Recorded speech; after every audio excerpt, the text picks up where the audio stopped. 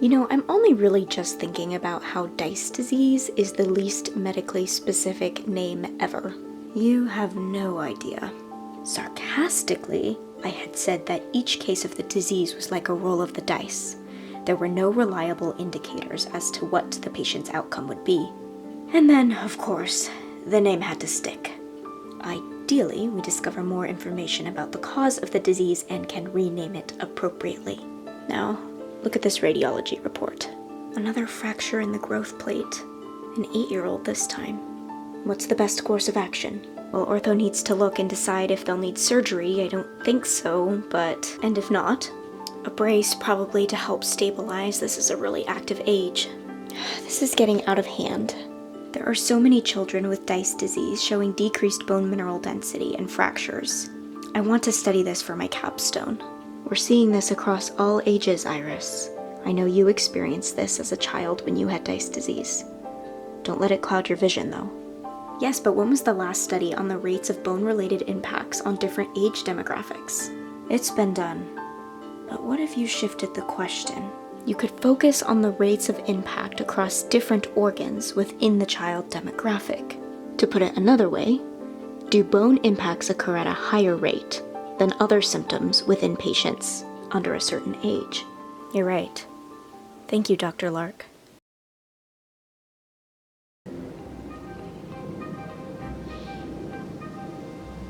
All right, Dr. Colbright, here's your briefing. Briefing? Think of it like a hospital sign-out. It has been 15 days since the Queen reported her book missing and her symptoms began. It started with fever and upper respiratory symptoms. She was just diagnosed with a stress fracture despite having less movement over the last couple weeks. Where is the fracture? Second metatarsal, left foot. When was the last fever? She has one right now. Last I heard, she was acting delirious again. It's a perfect time for you to meet her. I can't wait.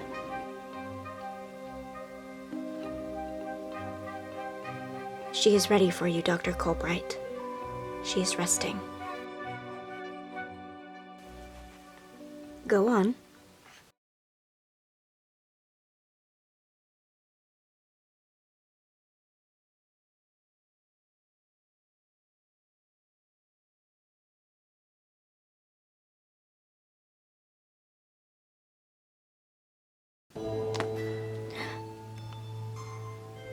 Your Majesty, I'm Dr. Colbright.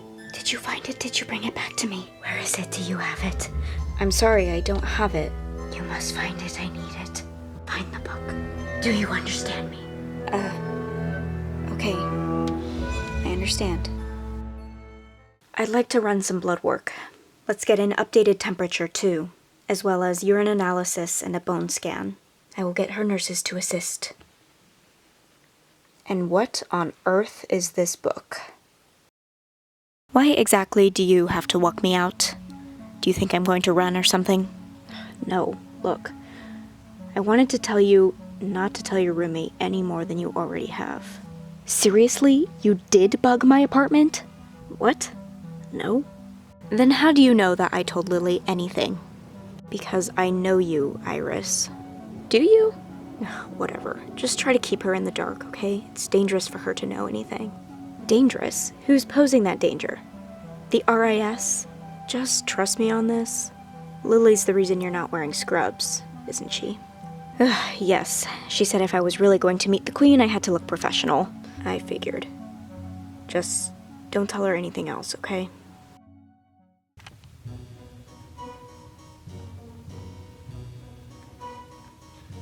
Hey, Iris. How was the top secret patient today?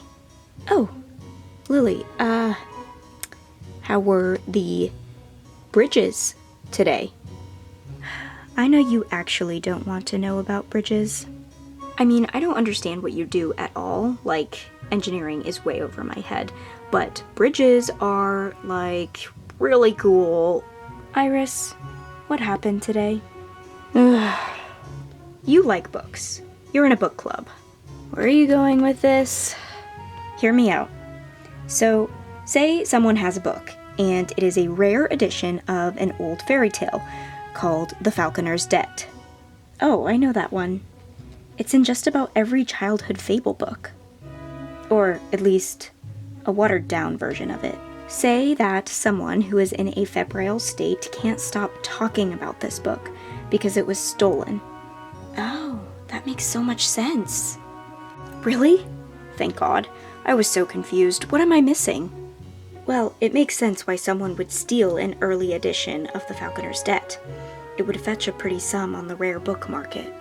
Okay, but why not, like, jewels or gold or something?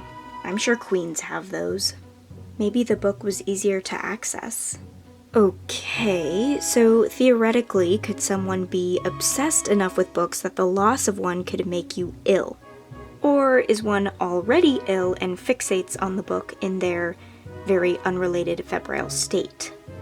Do you think this hypothetical individual has Dice disease?